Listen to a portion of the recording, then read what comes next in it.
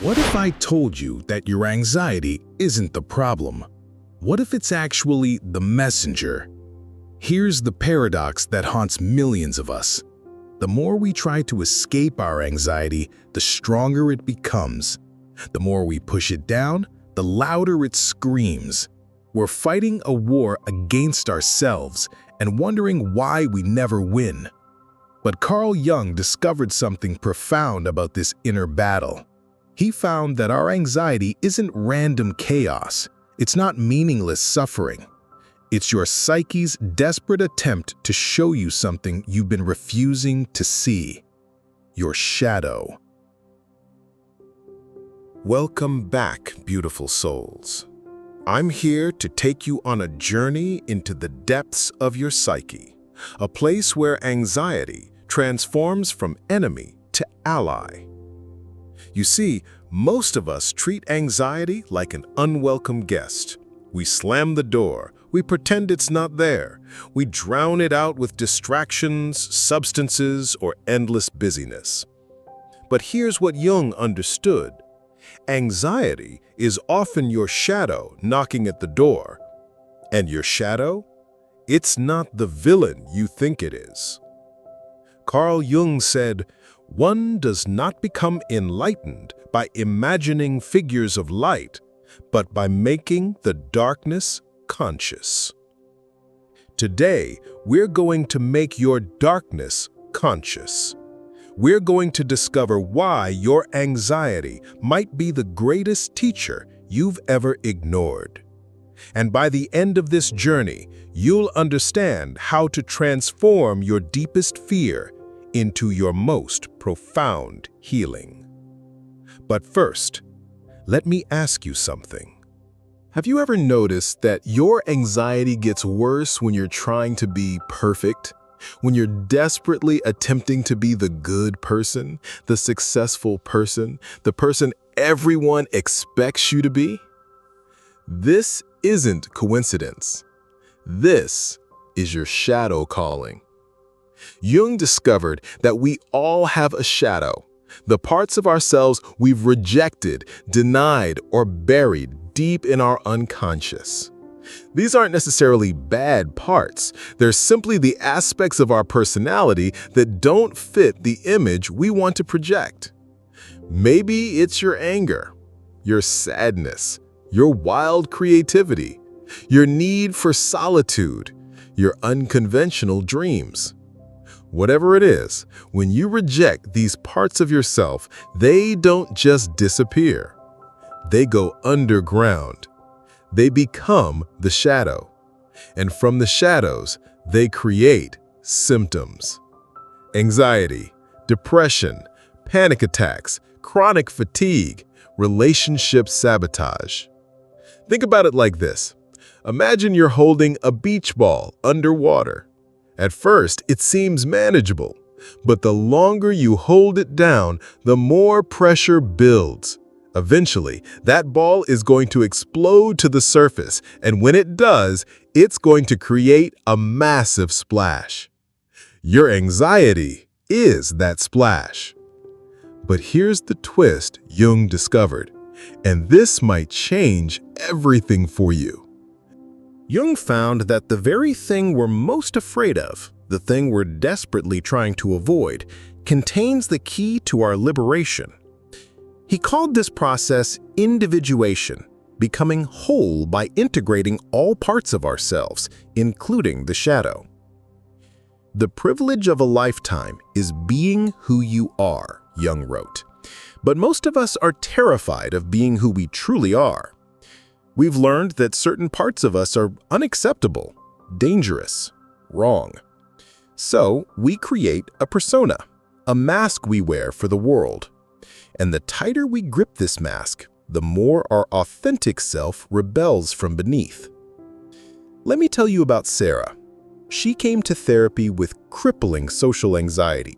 Perfect student, perfect daughter, perfect employee. But inside, she was drowning. Through shadow work, we discovered that Sarah had a wild, creative side she'd been suppressing since childhood. Her parents had praised her only for academic achievement, so she buried her artistic soul. But that buried part was screaming to be heard. Every social situation triggered her anxiety because she was terrified someone might see past her perfect facade to the unacceptable creative within. The breakthrough came when Sarah stopped fighting her shadow and started dialoguing with it. She began painting again. She started writing poetry. She allowed herself to be messy, imperfect, real. And something miraculous happened. Her anxiety didn't just decrease, it transformed into excitement, creative energy, life force. Because here's what Jung knew. What we resist persists. What we embrace transforms. If this is resonating with you, hit that like button and subscribe. We're going deep today, and I don't want you to miss any of these insights. Now, how do you actually do this work? How do you befriend your shadow and transform your anxiety? Here are 3 powerful practices Jung would have loved. 1. The mirror exercise. For the next week, pay attention to what triggers your anxiety most. But here's the twist. Don't focus on the external situation. Focus on what it mirrors about you. Are you anxious about being judged? Ask yourself, where do I judge others harshly? Are you terrified of failure? Ask yourself, where do I shame myself for not being perfect? Are you afraid of being alone? Ask yourself, what parts of myself am I abandoning? Jung said, everything that irritates us about others can lead us to an understanding of ourselves. Your anxiety is often showing you the very qualities you've disowned in yourself. The shadow dialogue. This is where the real magic happens. Instead of fighting your anxiety, start talking to it. Get a journal. Write, "Dear Anxiety," at the top of the page. Then let your anxiety speak. Don't censor it. Don't judge it. Just listen. You might be amazed at what it has to say. Maybe it's trying to protect you from rejection. Maybe it's urging you to slow down and rest. Maybe it's calling you to be more authentic, more real, more human. Then write back. Thank your anxiety for its message. Ask it what it needs. Begin a relationship instead of a war. 3. The opposite practice. Jung believed that healing often comes from doing the opposite of what our neurosis demands. If you're anxious about being seen, practice small acts of visibility. If you're terrified of making mistakes, intentionally make harmless ones. If you're afraid of your anger, find safe ways to express it. Not to cure your anxiety, but to expand your capacity to hold all parts of yourself. Remember, you're not trying to become perfect. You're trying to become whole. But there's something even deeper happening here, something that might completely shift how you see your anxiety.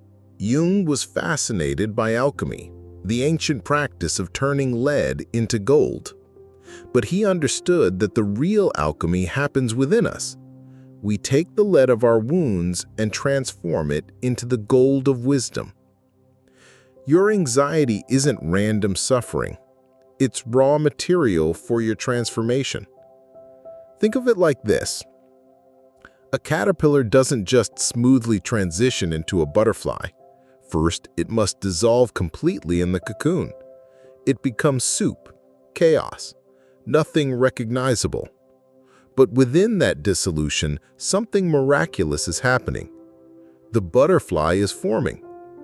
Your anxiety might be your dissolution phase. The old you, the one who couldn't handle certain truths about yourself, is breaking down. And in that breakdown, a more authentic, integrated you is emerging. Jung wrote, "The most terrifying thing is to accept oneself completely. But on the other side of that terror, freedom. I think about Marcus, a client who had panic attacks every time he tried to pursue his dream of music. For years, he took medication, did breathing exercises, tried everything to stop the panic. But the panic wasn't the problem. The panic was his shadow, his creative, sensitive side, screaming to be heard. He'd been taught that artists were unstable, irresponsible, so he became an accountant instead. When Marcus finally honored his shadow, when he started making music again, the panic attacks didn't just stop. They transformed into the very sensitivity that made his music profound. His wound became his gift. His anxiety became his compass. But here's what's really beautiful about this process. When you stop fighting your shadow and start integrating it, something profound happens. You don't just heal your anxiety, you reclaim your life force. All that energy you were using to hold down parts of yourself, it becomes available for creativity, connection, joy. Jung said, "Your vision becomes clear when you look into your heart. Who looks outside dreams, who looks inside awakens." Most of us spend our lives looking outside, trying to fix our circumstances, our relationships, our image. But awakening happens when we turn inward and embrace what we find there. Yes, even the ugly parts, especially the ugly parts. When you're living from wholeness, anxiety doesn't disappear entirely, but it changes its nature. Instead of overwhelming panic, it becomes discernment. Instead of paralyzing fear, it becomes protective intuition. Instead of self-attack, it becomes self-awareness. You develop what Jung called holding the tension of opposites. You can be both strong and vulnerable, confident and humble, independent and connected. This is emotional maturity. This is psychological integration. This is what it means to be fully human. And here's something beautiful. When you're no longer at war with parts of yourself, you stop being at war with those parts in others. Your relationships deepen, your creativity flows, your purpose clarifies. Because you're no longer spending all your energy managing an internal civil war. You're free to actually live. Think of someone you deeply admire, someone who seems genuinely at peace with themselves. I guarantee you they've done this work. They've faced their shadow. They've integrated their darkness. They've learned that the goal isn't perfection, it's wholeness. The privilege of a lifetime is being who you are, Jung reminds us, not who you think you should be, not who others expect you to be, who you actually are. All of it, the light and the shadow, the beautiful and the broken, the acceptable and the wild. So, where do you go from here? First, be gentle with yourself. Shadow work isn't about self-improvement. It's about self-acceptance. You're not broken and needing to be fixed. You're whole and learning to see it. Second, start small.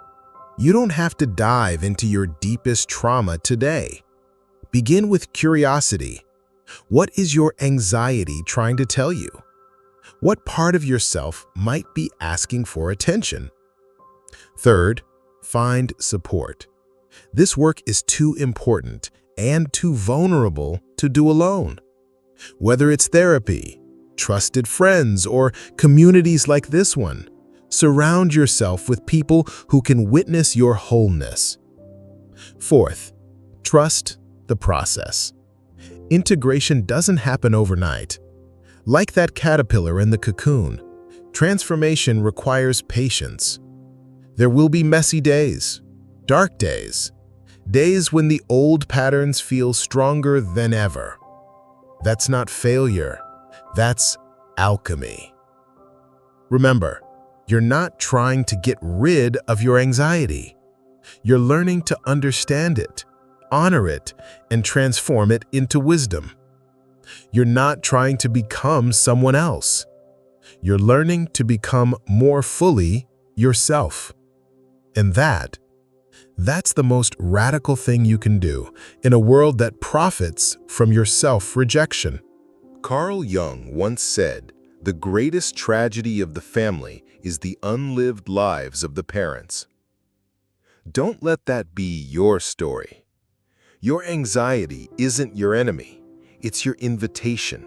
An invitation to come home to yourself, to reclaim the parts of your soul you've been too afraid to love. The path isn't easy, but it's sacred.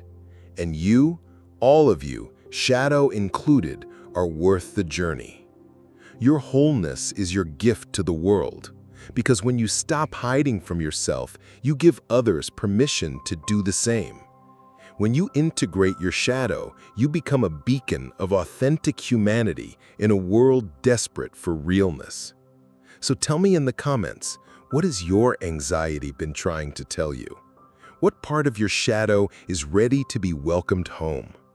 And if this video has touched something deep within you, please share it with someone who needs to hear this message. Subscribe for more Jungian wisdom, and remember to hit that notification bell because this community is where we do the real work together. Until next time, beautiful souls, trust your journey, honor your wholeness, and remember, you're not becoming someone new. You're becoming who you've always been.